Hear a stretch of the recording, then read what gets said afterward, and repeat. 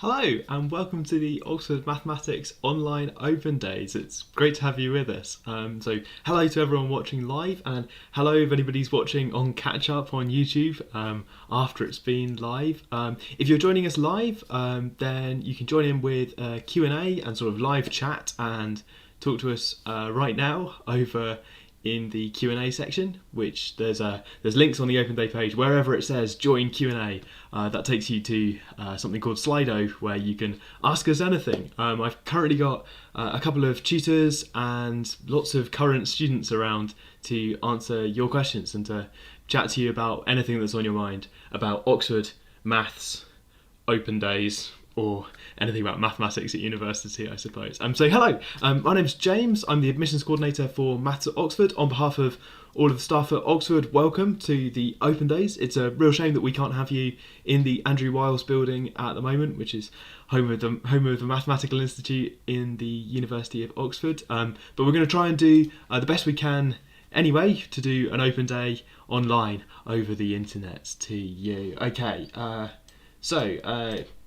Q&A at the moment over at Slido. If you use the event code OXMaths Open Day, that also gets you there.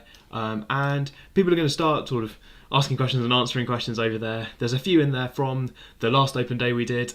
We do two of these, so we did one last week and we're doing another one this week. So if you want to look at things that people asked last week, there's a few of those still in there from last week.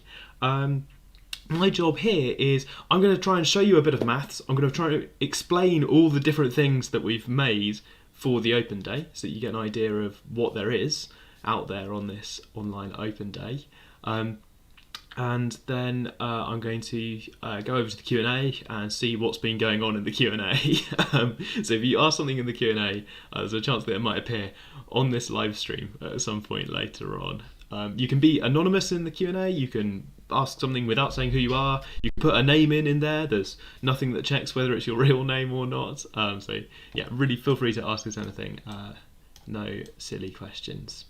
Okay, brilliant. And I can see that someone's just asked a question about open applications, which I'm sure our tutors and students are going for right now.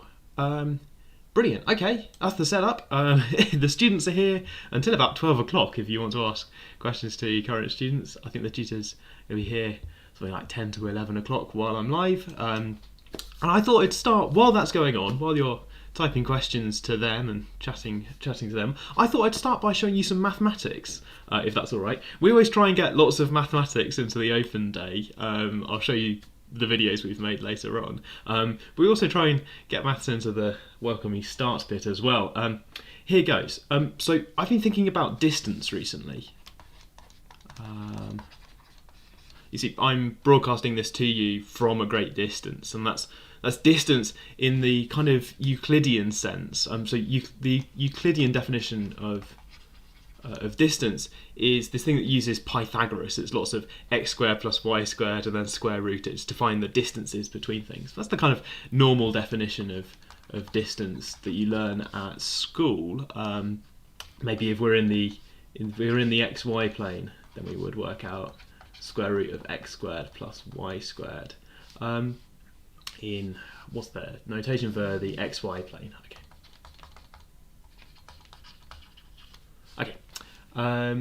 But at university, we're interested in exploring other definitions of distance that we could have, or other senses of how far apart things are, or other definitions of what it means to be nearby, so that we can examine more abstract sets or abstract definitions of distance, abstract spaces with different properties, or maybe completely unrelated things like having a big set of a large data set and try to think about distance between data points in some sense. I mean, we could set up a kind of Euclidean distance, or we could do something a bit different. So the course that deals with all of these is in the second year of the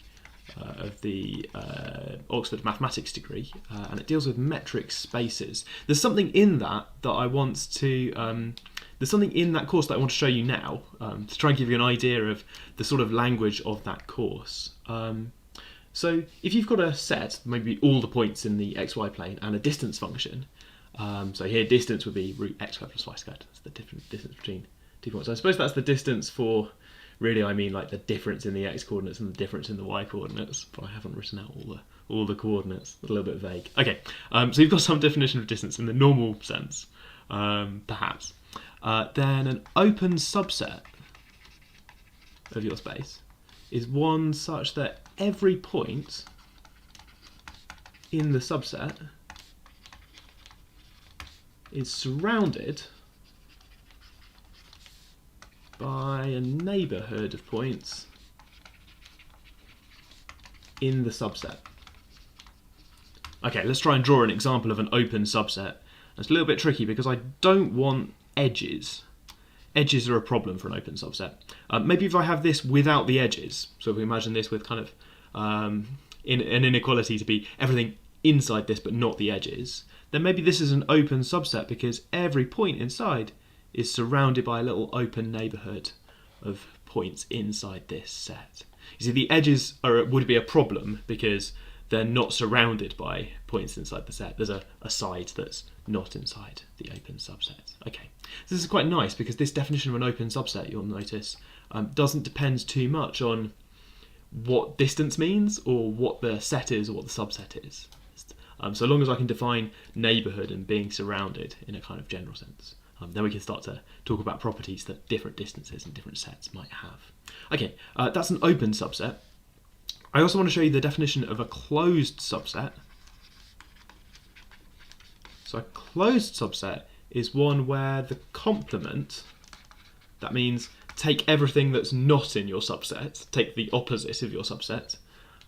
If your complement is open, then you're a closed subset. So here, everything outside this set and the edges all put together, that very large subset, is a closed subset of the xy plane with this Euclidean distance. Okay, this is not quite the opposite of being open because it doesn't say you're not an open subset, or the opposite of this statement. It says that your complement is open. That means, because it's not quite the opposite, that means that there's a possibility that something can be open and closed. In the xy plane with this distance, it turns out, I mean it's something we prove in the second year course, that because that space is path connected, which means that between any 2 points you can join them up with a path. That's a sort of topological fact, that between any 2 points there's a path that joins them up. Because it's path connected, the only open and closed subsets are the empty subset or the whole space, the whole xy plane. Those are the only two that are both open and closed. Okay, I've been thinking about this quite a bit because our building, the Andrew Wiles building, that's currently closed. It's not open to the public right now. We can't go and do the event here today. But even though the building's closed, we're still doing an open day.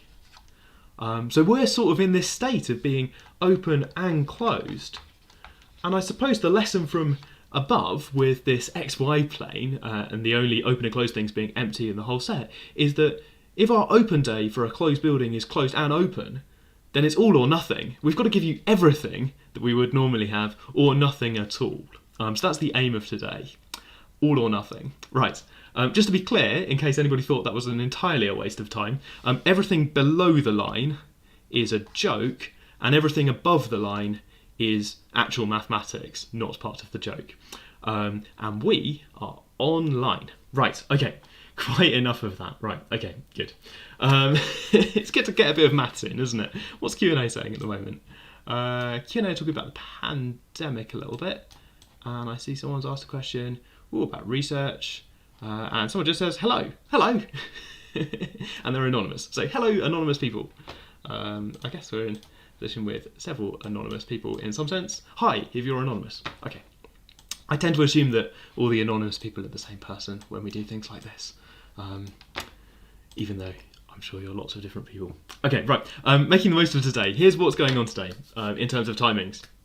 So we're live at the moment. We're doing a bit of welcome and overview of the day, and our tutors are here 10 to 11. The students are going to hang around until 12 o'clock if you want to ask questions to students.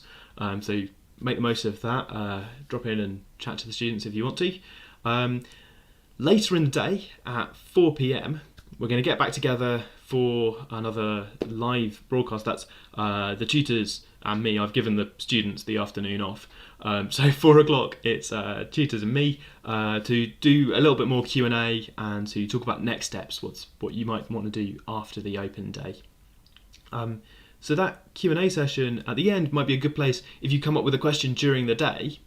Maybe you could ask it in the afternoon session at 4 o'clock if you want to.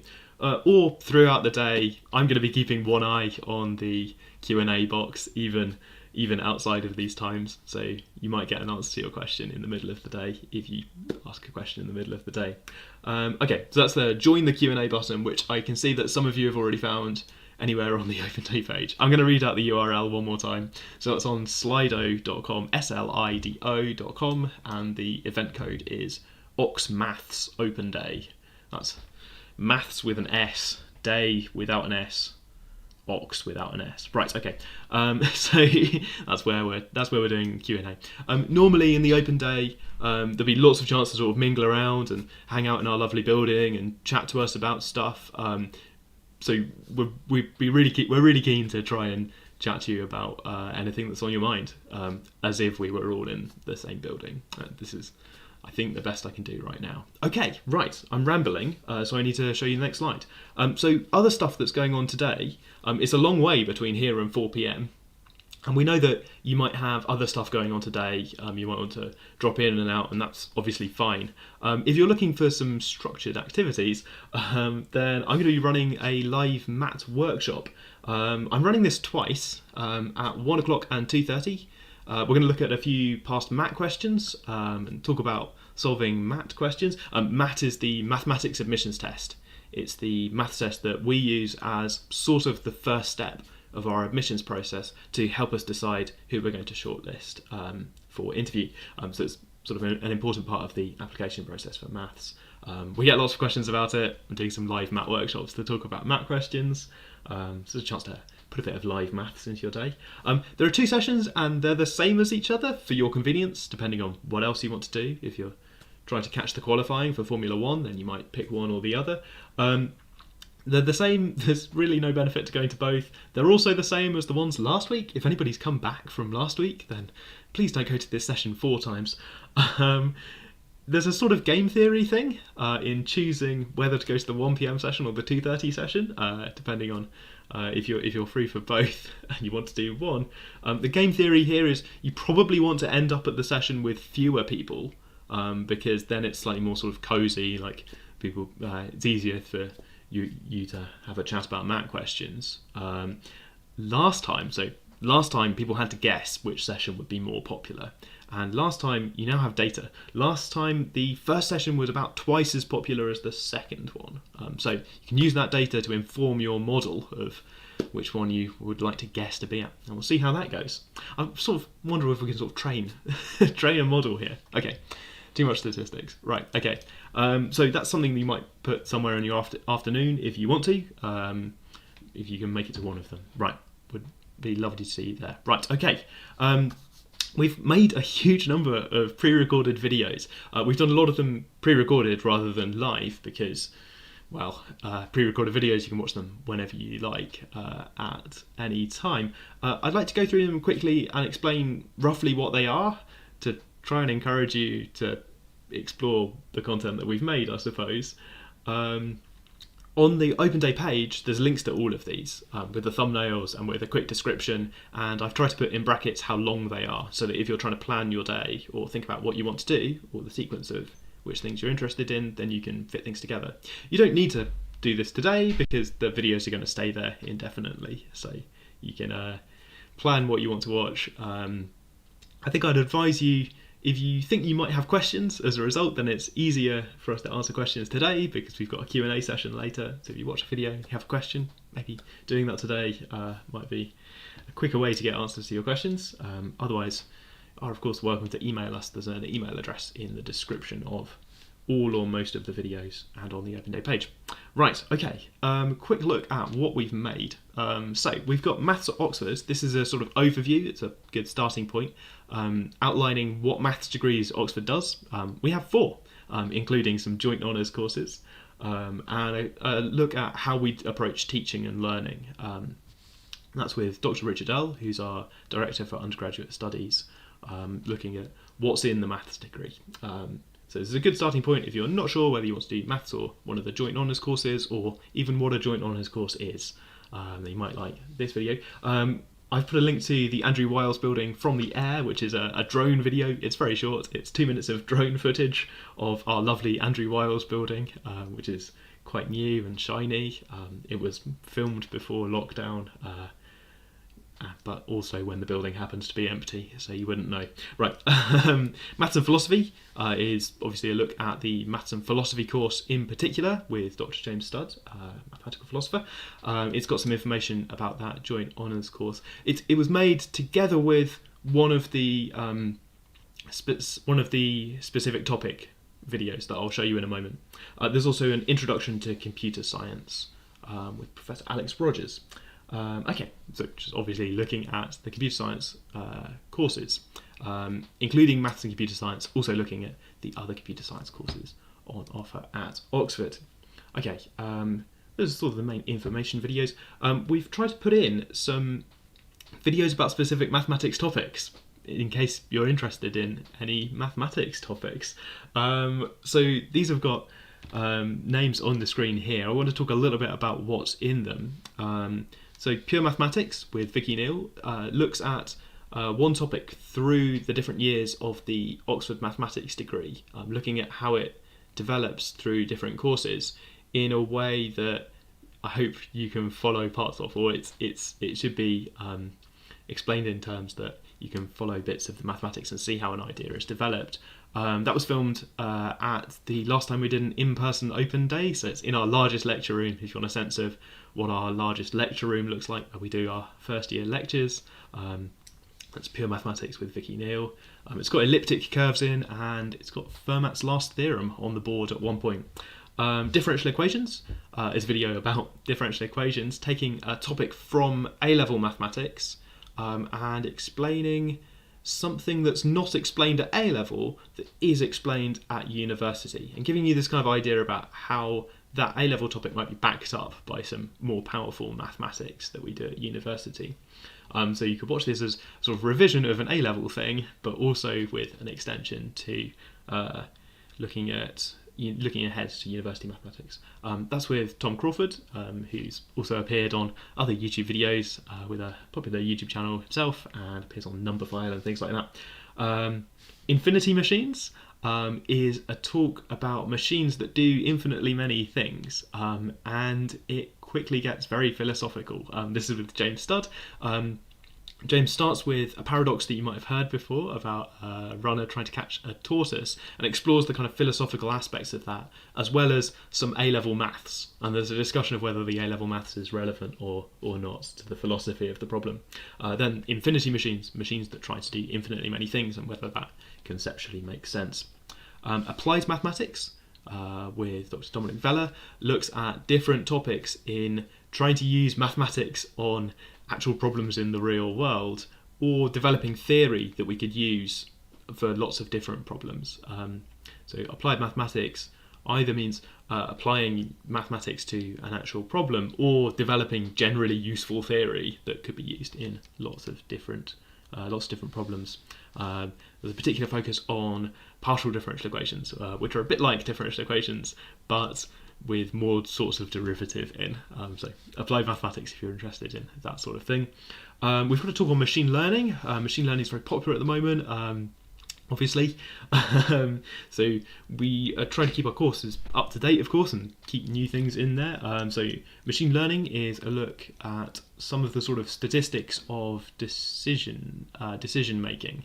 The video is called Machine Learning, but it explores, perhaps this is what you're expecting or perhaps not, it explores how you could systematically make a decision based on limited information. In a particular case, playing a game with two different machines with different probabilities. So that's a video with a little bit of statistics in, but also some decision making on mathematical principles, which is very good. Convergence is here because it's an actual first year lecture. So during coronavirus, all our lectures have been online. We've been recording videos for our undergraduates and giving them access to them to replace the experience of coming to the building and having all of their lectures together in the building. We've put some of them on the web as well to give you an idea of what our lectures look like, because we've got these videos of lectures now. Convergence is the one I've picked for the open day today, because it's a first year lecture on a topic. It's quite near the start of a topic, so there's a chance that if you watch this you could get a sense of what a recorded university lecture has looked like for the last year, but also you might accidentally learn some university mathematics, because it's not that far out of reach. It's something that if you put the time into trying to understand what was going on, then there's some content in there that you might be interested in. It's investigating what it means for a sequence or series of numbers to converge to a limit. So if you've seen geometric series in A-level already, then you might have seen this idea about something converging to a limit. If you've seen something like 1/2 plus a quarter plus an eighth plus a 16th, or something like that, then you might have an idea about convergence already. At university we explore that in more depth. It's also related to the content in Infinity Machines, I suppose, which deals with convergence on a philosophical layer. So there's some links between different talks. So that's some more videos we've made. We've also made some more videos. So here's a set of videos about life at Oxford and admissions and applications advice. I've made some of these. I hope the titles are self-explanatory, but I'll go through them very quickly. How to apply lays out the actual steps of what you need to do to apply to Oxford. If you're excited and you want to apply to Oxford, there's a step-by-step guide in that short video. If you're doing A-levels and you want to answer questions like, is it a problem that I'm doing 4 A-levels? Is it a great thing that I'm doing 4 A-levels? What's the standard offer if I'm doing 4 A-levels? If you're doing 4 A-levels, then I've made a video about A-level policy that answers some of the questions that you might have. Also talks about further maths and subject requirements. Short answer, we expect maths. We would really like further maths if further maths is an option to you. I've got a video about personal statements where I talk a little bit about personal statements and tell you roughly what's in my personal statement. I couldn't think of a better way to explain what is sometimes in personal statements. I could have used somebody else's, but I've used mine. There's a video about math advice, which might work well if you watch it before a math workshop, or after a math workshop, or during a math workshop. And I've got some interview advice as well, using that one's got an interview question in it that I've used before. I'm not going to use it again. It's got an interview question in there if you want to see how I structure an interview question and what I'm thinking about when I'm doing an interview. At some point we've recorded a mock interview as well. That was with a computer scientist doing a computer science question, but I think that mathematics applicants should be able to say something about this question as well. So there's a mock interview for you to watch. Also a day in the life video with Rosie, who's a maths and computer science student, looking at what it's like from a student point of view. And I've put information for teachers and for parents and guardians in separate videos as well. Great to have you with us if you're joining us today. I think those are the videos we've made. So we kind of went all in on making videos for every occasion of anything you might want to watch. There should be a video about it at some point in there. We made some other content as well though, or we put in links to other things that are going on. There's the mathematics prospectus, which normally we would print out copies and hand you a copy as you arrived at the open day. We're not doing that today, of course, and saving quite a lot of paper in the process, I suppose. So if you want to see the mathematics prospectus, which has information on the courses, a list of current course titles, it's got some maths puzzles at the end, and suggestions of books. It's not an exhaustive list of books about mathematics, but if you're looking for recommendations of books, then there's some in there if you're looking for that. Right, okay, what else have we got? Yes, so normally on the open day you would walk through Oxford, I suppose, or get through Oxford somehow to get to the open day and possibly look round Oxford on your way to the Maths Institute. We haven't done that today, so to try and replicate that, we've made some maps. Well, we haven't made the maps, I suppose. We're using Google for their map data, but we've labelled a Google map with the locations of all the colleges and links to virtual tours of those colleges. Normally we'd give you the chance to look around a college while you're here. Here, best I can currently do is virtual tours of the colleges. So on the left, this is on the Open Days page, if you scroll down, on the left is a 2D map with the locations of the colleges, list of all the colleges, information about the colleges and virtual tours. On the right, there's a link to the same thing but in 3D. We've tried to label things in Google Earth. If you can get Google Earth to work, then you can explore Oxford in 3D. I think they flew a plane over Oxford at some point and have lots of nice 3D modelling of what Oxford looks like. Google Earth doesn't work very well on my computer. If it works on yours, then hey, there's a 3D experience for you. If you'd rather just look at their websites rather than doing any of this where are they thing, there's a list of colleges and their websites on our website. Okay. I've also got a slide about the Oxford Online Maths Club. I mentioned the Oxford Online Maths Club maybe too much. I've mentioned it in several of the videos that I recorded for today. I'm very excited. It's a weekly live stream where we talk about mathematics topics, explore supercurricular mathematics. It's got further reading, explore other things. Last week we talked about, 2 days ago we talked about Penrose tilings. The week before we had patterns of squares put together into a shape with some sort of rule about how the squares were being put together as a puzzle with Vicky Neal. There's an entire season from last term of video content there exploring different topics. If you're looking for a new favourite sort of mathematics, then I can't promise you'll find it here, but it's our attempts to show you your new favourite sort of mathematics. Lots of ideas for things to read and things to do. Okay, I mentioned the Oxford Maths Club but perhaps too much. If you watch all the videos, you'll hear me advertise it about 10 times, I think. Sorry. This is a little bit of a sort of deeper dive, but if you want to see details of what our courses are, if you see a course title and you think it sounds interesting and you want to find out roughly what it is, then you can actually look through an archive of all the teaching that we did for our undergraduate course in the 2019-20 year. So that's not the year we're currently in, but last year. You can see an archive of all the teaching, including course synopses, literally what's in the course, lecture notes, and even the problem sheets. If you want to get the most accurate view of what our materials look like, hey, here's an archive of last year's materials. I've split that by first year, second year, third year, fourth year, so you can have a look at what was in the maths course that year. Please note that course content changes because we try to keep things up to date, especially in the fourth year where it depends a little bit on who's around as well. So this isn't a promise of future content. This is an archive of previous content. Okay, so if you want to dig down into what's in a particular maths course, then you can you can find that here. I don't recommend, by the way, that you go through and look at everything in here. That'll be a lot of content. In fact, I think that would take you about 3 or 4 years. And if you're doing that, might as well save that for doing a degree. Right, okay. Very quickly, at the end of this presentation bit, I wanted a slide on what Oxford's doing about coronavirus. I've already mentioned that we've been doing lectures online, and we've also been doing our tutorials online. Tutorials are our small group teaching where we've got 2 or 3 students and 1 tutor looking at one of the problem sheets from their course. Working quite closely with them on what they're stuck on, what they're enjoying, talking about where the material's going.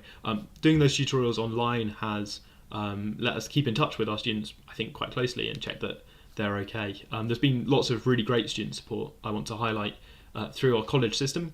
So as well as having the University of Oxford and the maths department, undergraduate students are a member of a particular college, which gives them that kind of smaller community. And there's lots of great support work that's been going on through the colleges about flexible approaches to accommodation rules and helping people out with support programs and other resources through the colleges, and of course through the departments as well.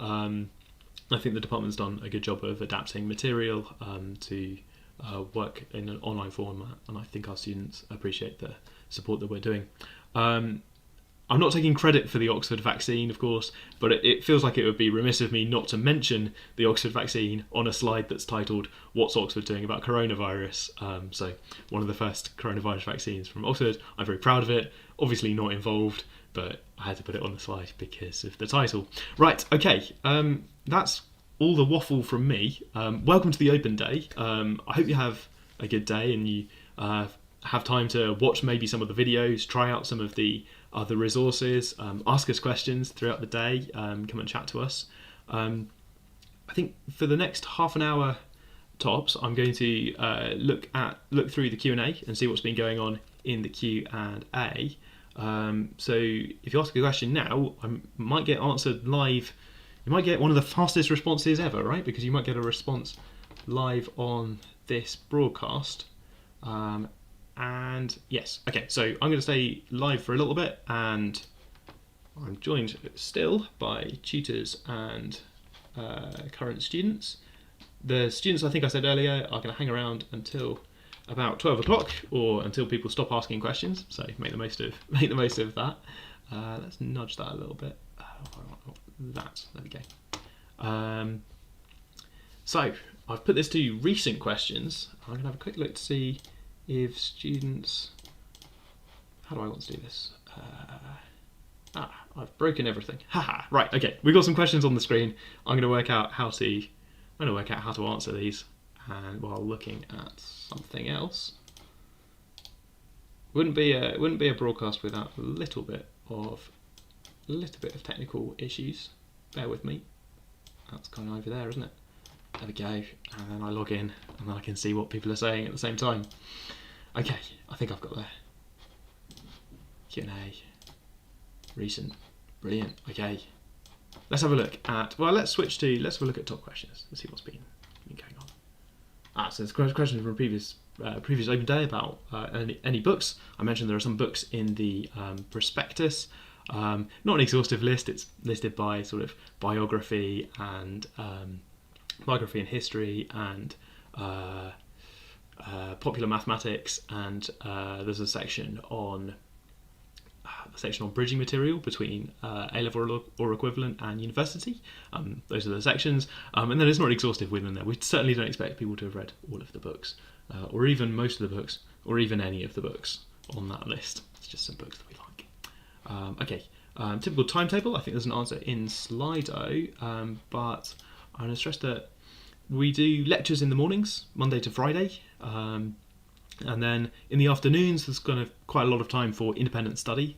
One of the big differences between school and university is the amount of time we give our students for independent study to reread their lecture notes and go through and try some mathematics, maybe try some examples to make sure they understand the lecture notes, try some problem sheet questions to look at those, find that problem sheet questions are very tricky and they want to go back and look at the lecture notes again, and maybe talk to their friends about stuff on the course, before eventually having some tutorials for each of their courses that they're studying. So they might come together a couple of times a week for a tutorial on different courses and look at the material through there. So afternoons being quite flexible is, I think, a good feature of university. Our students, I think, are quite good at finding a work-life balance where they get the work done so that they're prepared for the tutorials, so they can get the most out of the tutorials, but also have time to do other things that they want to do. Okay, can I compare the maths courses at Oxford and Cambridge? So they have very similar maths content, Oxford and Cambridge, perhaps with slightly different in the first and second years, maybe in the way that things are split between first and second years, but in the range of options in third year is very similar. Oxford, of course, has these joint honours courses: maths and philosophy, maths and statistics, maths and computer science. So if you're interested in one of those, then there's not really a Cambridge equivalent to those joint honours course experience. But in terms of the teaching style and the mathematical content, both courses are trying to get you up to date from A-level or equivalent, where you are, to modern day mathematics by the end of third or fourth year. And there's sort of a well-established way of doing that. Okay, so this is a question about undergraduates reaching their level during their degree and finding it difficult to continue. I think this has got a response from a student as well. But for me, certainly there were points where I felt like I'd reached a point of everything was really difficult and it was hard to understand what was going on. Reaching a level is just an opportunity, I think, to do some work and increase your level and go a little bit beyond. We do stretch our students. We give them lots of mathematics to think about. We don't hold back in terms of the aim of getting people up to date with modern mathematics. And I think our students appreciate that we're trying to give them lots of maths. We have lots of extra support, right? Because we have the tutorial system of having these catch-up hours to check in on our students and help them with things they don't understand. So quite often I felt like I'd reached my level and then I did some work and I had some support and my level increased, which is how learning feels sometimes. It's certainly true that I found university more difficult than A-level because A-level I felt like I was on top of everything all the time and I was getting through A-level without really feeling like I was stuck. At university I felt like I was stuck a lot more. Mathematics was harder, which I suppose makes sense. Question about shortlisting for interview. So for the mathematics degree we have about 9 or 10 applicants per place and we shortlist about 3 per place for interview. So I suppose as a percentage that's about 30% of applicants are shortlisted for interview. We would love to interview more people. We don't have the resources to interview more people. Our policy is that we use the maths admissions test and facts on your UCAS form. We use the maths admissions test as a way to decide who we're going to shortlist for interview, so that we're using our interviewing resources on people we have a good chance of making an offer to. And then within that group, about 3 times as many as we have places, we make offers in that group to people we've interviewed. This question is about open days being in person. We're not currently planning to run any in-person open days. If the open days are in person, then I suppose there might be a chance to visit the Maths Institute, but that's not currently something that we're expecting to happen, I think. Okay, advice for narrowing down colleges. I bet the students have given answers. I hope the current ambassadors have given current students have given answers about why their college is the best. Almost all students think that their college is the best. So narrowing down colleges, in some sense, whichever college you're studying at, you stand a good chance of believing it to be the best college. They all have the same mathematics because all the students at different colleges come together for lectures together. Normally lectures together in the Mathematical Institute. So normally I would say everyone comes to the same room and the lectures in that room. At the moment everyone's got access to the same online lectures. So the maths content's the same. They do the same exams at the end. They get set the same questions on the way through. But yeah, so that means that any other way of choosing college that you can think of, so based on what the college looks like, or whether it's near a sports field, or has lots of ducks, or something that you think might be a nice way to choose between colleges, there's kind of no wrong way to choose between colleges. Somebody has highlighted a question for me. If my school chose the mechanics option for, hello Matt Parker, possibly Matt Parker says, if my school chose the mechanics option for further Edexcel Maths A-level, is it worth working through the further pure books, even though they're not in the exams? So, 2 parts to this. Firstly, Firstly, it doesn't matter for the A-level result that Oxford Maths ask for A-star in maths, and an A-star is an A-star. So if you get the A-star, then you've got the A-star, and we don't mind which modules you did on the way through. Is it worth looking through further pure books, even though they're not in exams? And Matt Parker here hasn't asked what the aim is of looking at further pure books. So it's not going to affect an offer from Oxford. There isn't going to be an Oxford offer that says A-star plus also read this other further pure thing. In terms of whether it will help you at university, I suppose we could say that seeing more mathematics might help you with the transition to university mathematics, but it's quite hard learning mathematics on your own, and it's much easier to learn mathematics at university. So in some sense, we can teach you stuff that you need to know at university. So we can help you at the start of the course. We have all our students from different educational backgrounds to join in on the course at the start. So you could try and get a little bit ahead and learn some more further pure mathematics, but in some sense that's going to be quite slow, and at university we can do that quite fast.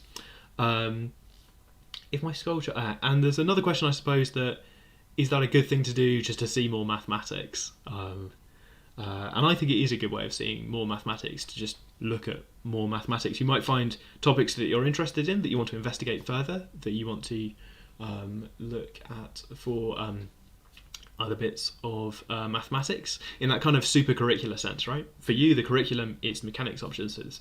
There's this super curricular beyond the curriculum mathematics in other pure mathematics.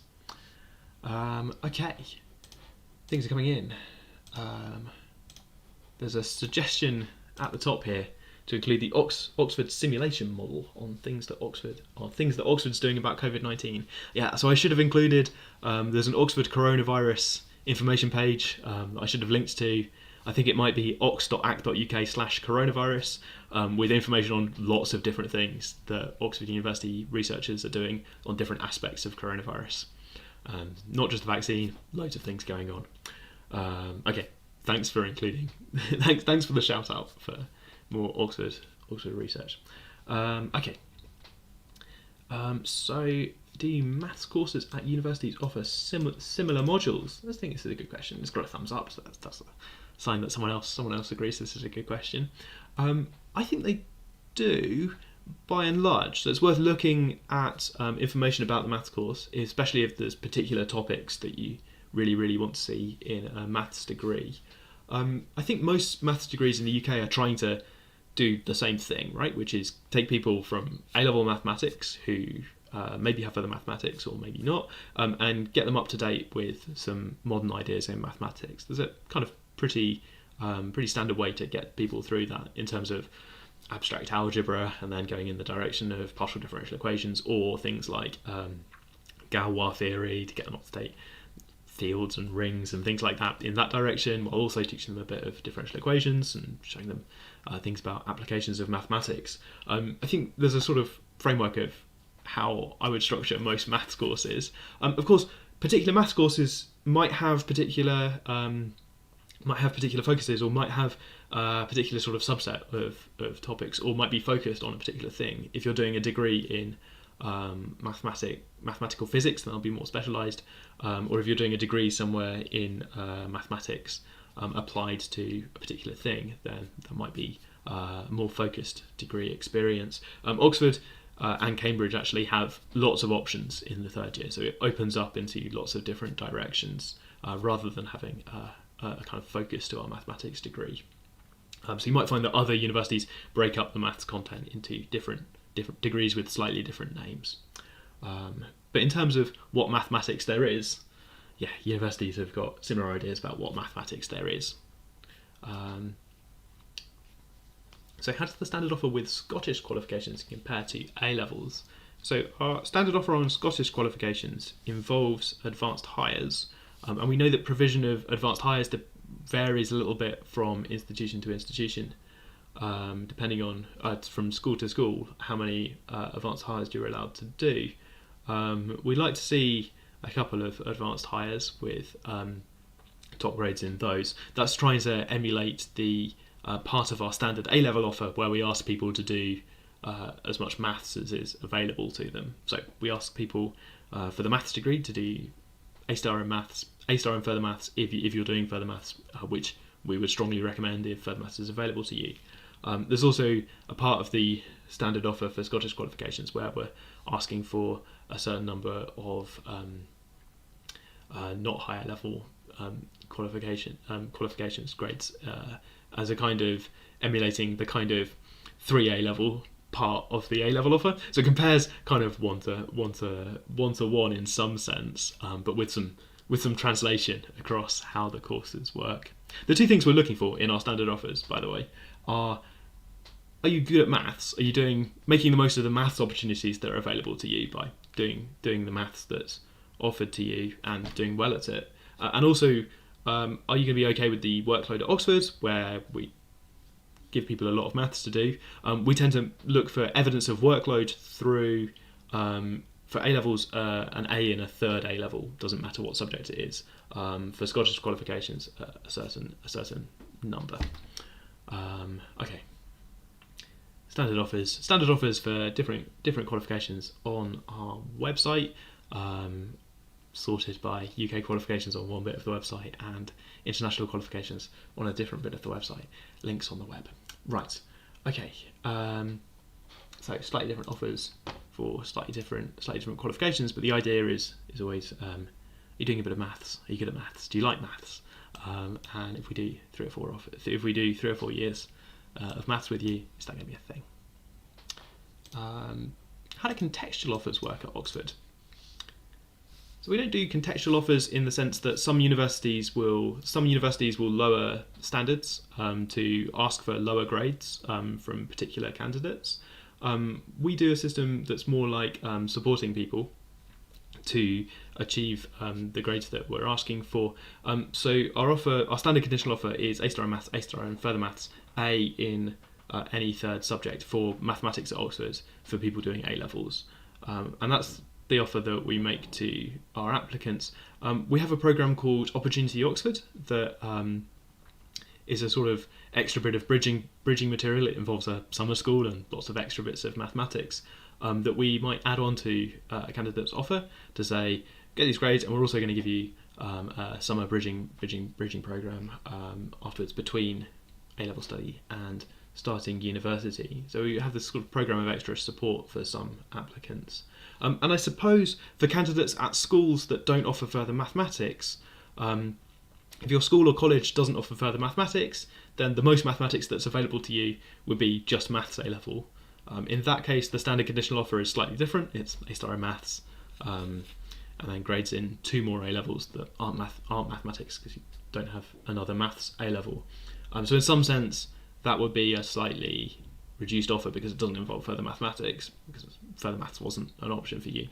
So in some sense, that's slightly contextual because it's dependent on your school. But we don't do this thing of asking some people for BBB or asking some people for lower grades. Okay. It's the English language requirement at GCSEs for a UK applicant. Right, okay. Let's break this down. We do have English language requirements. We have a certain standard of English that we need because our course is in English. I'm rambling quite a lot, so you might wonder whether I meet that language requirement. There are some exemptions from this. So if you've been taught in English in school or college for the last 2 years, I think, before you apply, then you would normally be considered for an exemption. So we have no minimum GCSE requirements for if you're a UK applicant taught in the UK in English, then you don't need any particular GCSE result. If that doesn't apply to you, if you have been taught in an education system where you're not being taught in English, we have certain English language requirements. You don't need to meet English language requirements at the moment. You don't need to do GCSEs.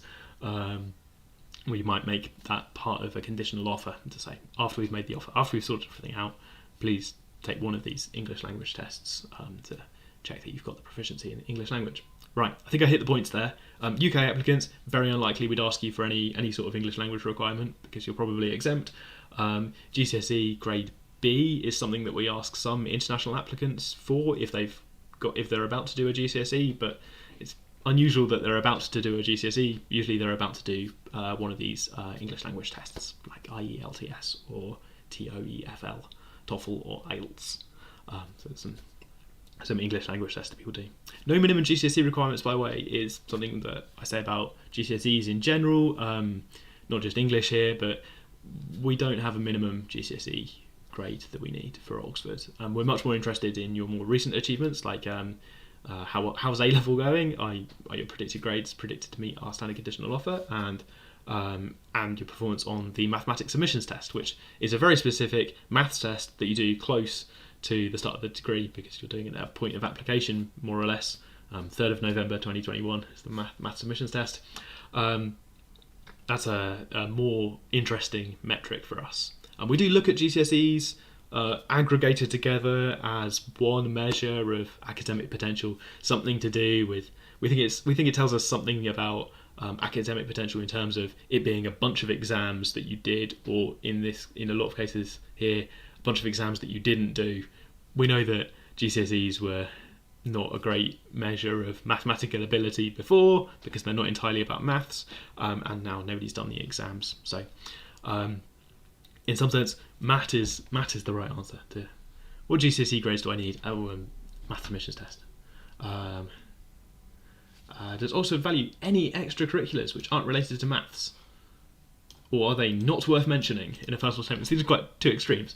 And the Oxford policy perhaps is quite extreme. The Oxford policy is that we don't consider extracurriculars not related to mathematics. We don't take them into consideration when we're making admissions decisions. So in that sense, there's no benefit to your Oxford application to describe other stuff that's not related to mathematics, but we know that you're writing the personal statement for up to 5 universities, maybe for different courses, maybe other universities have got different instructions about what should be in the personal statement, maybe other universities are looking for you to be good at sports or good at other stuff that isn't mathematics. That's not what I'm looking for, but maybe other universities are, so we understand that applicants might include a paragraph where they talk about other activities or other stuff. That's fine with us. We're not going to read anything into it. We're not going to base our admissions decisions on it, but we know that most applicants have a bit of their personal statement that's not for us. We're quite lucky because we have things like the maths submissions test, to repeat myself, things like the maths submissions test, which means that we're not totally reliant on your personal statement, because we've also got this kind of maths test that we're getting everyone to do. We're much more interested in maths than anything else for the maths degree. Cool. So I've kind of tried to split the difference here, right? Oxford doesn't value extracurriculars in an admissions sense. You know, that doing exercise and being healthy is good for you, and being a well-rounded human is something that I'm sure is important. But in terms of admissions to the course, we don't value your extracurriculars. But we would understand why you were mentioning them in your personal statement for other people, other universities. Okay, if you're just applying to Oxford, then I suppose not worth mentioning extracurricular activities. Okay, how does Oxford view achievements in the UKMT Maths Challenge? Love the UKMT Maths Challenge. If you've got a chance to do the UKMT Maths Challenge, then I'd encourage you to give it a go. If your school in the UK is doing the UKMT Maths Challenge, or the Teams Challenge, or just any extra bit of mathematics, then hey, I think that's fun. That's my idea of fun, I suppose, is more maths tests. It's not everybody's idea of fun to do another maths test. We're not going to compare people's scores. We're not using it as an admissions criterion. So we're not using it in that sense. But if you enjoyed doing it and you got something out of it, and you maybe found a cool bit of maths that you then went and looked into a little bit more, that could be something you tell us about in a personal statement. That could be something that demonstrates enthusiasm or perseverance or motivation or being good at mathematics. Of course, we've got our own maths test, right? We've got the maths submissions test that we're going to get everyone to do, not just a subset of the UK applicants. So Year 10 exams. Great news is that for Indian applicants, we didn't have any requirements for your Year 10 exams. A bit like how we don't have any requirements for GCSEs. So I think that's fine. Our standard offer is based on Year 12 exams. So I think this makes no difference. Still going to ask you to go through the normal admissions process and do the maths admissions test, and any offer might be conditional on Year 12 exams or Year 12 results. Cryptography. As a student, great question, Elliot. I love this. Is cryptography a module? It's part of a module. So we teach you skills to do cryptography. Somebody reply to this. Yeah. Not as far as I know. Flora in chat has said not as much as I know.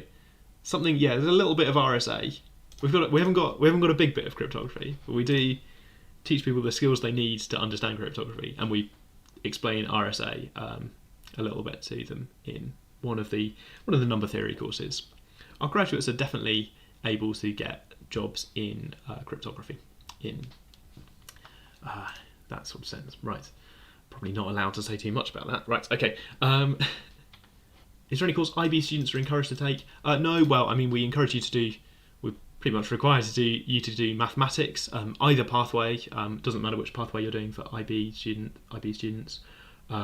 we know that you don't have an equivalent of further maths anymore. There used to be an IB further maths. We didn't require it back then. We don't require it now because it doesn't exist anymore. So no, you're fine. IB students, we know you're doing lots of things. Our standard offer is, let's get this right, I think 766, 7 in high level maths, 6 in 2 other high levels. That's trying to emulate the bit of the A level offer where we ask for particular grades, and then we ask for an overall score of 39, I think, as standard to look at your grades overall, because we know you're doing lots of different things. Okay.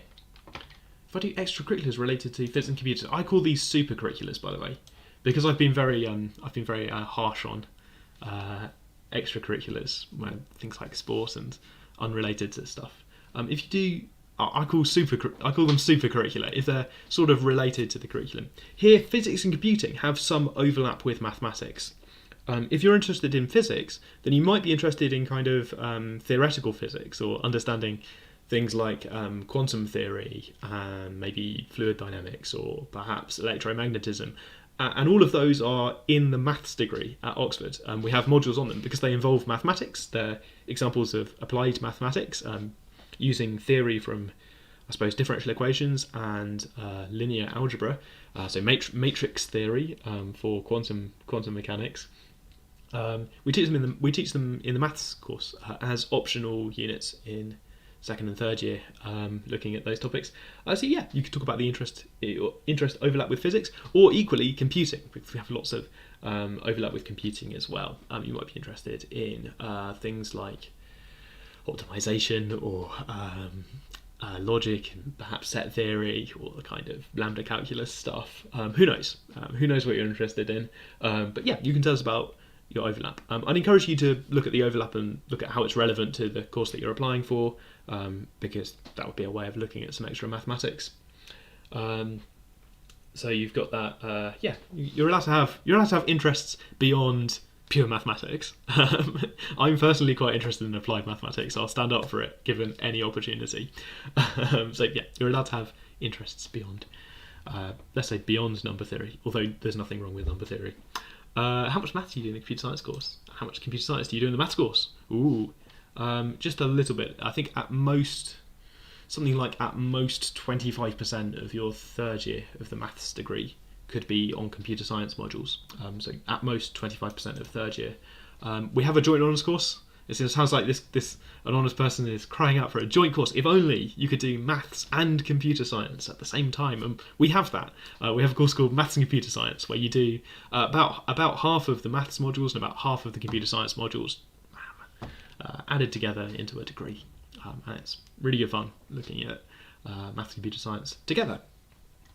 I didn't do GCSE because I came to the UK. Will that affect my application? That's fine. Fine with us. We don't have any minimum GCSE requirements, and we know that people do other qualifications because we have international applicants as well. You're welcome to apply. In fact, please apply. Right, cool. College pooling system. Right, I've got a couple of minutes before I'm going to hang up this broadcast. Once I've hung up the broadcast, I'm going to jump into the Q&A because then I can type answers. And typing answers lets me put links in and explain things in a little bit more detail, perhaps, than rambling on the live stream. So a couple of minutes, I'm going to switch over to answering by text. The current students are going to hang out as well for as long as people keep asking questions, really, until I let them go for lunch at 12 o'clock, if people are still asking questions at 12 o'clock. Let's pick a question to wrap up with on the live stream. Do we do a pooling thing? We've got a complicated system that's not quite the same as pooling, but has a similar effect. We do a lot of second college interviews in the same interview period. So we're constantly getting people to look at by different colleges. Typical interviews, you can watch my interview video to see an actual interview, normally about 25 minutes.